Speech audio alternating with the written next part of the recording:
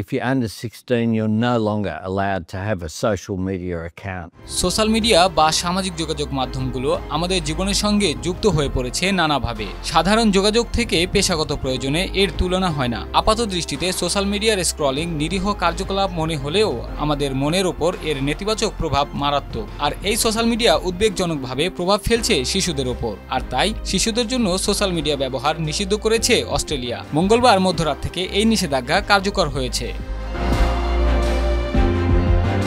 দেশটির পরিসংখ্যান ব্যুরোর তথ্যানুসারে অস্ট্রেলিয়ায় 16 বছরের কম বয়সী 50 লাখ শিশু এবং 10 থেকে 15 বছর বয়সী শিশু রয়েছে 10 লাখ।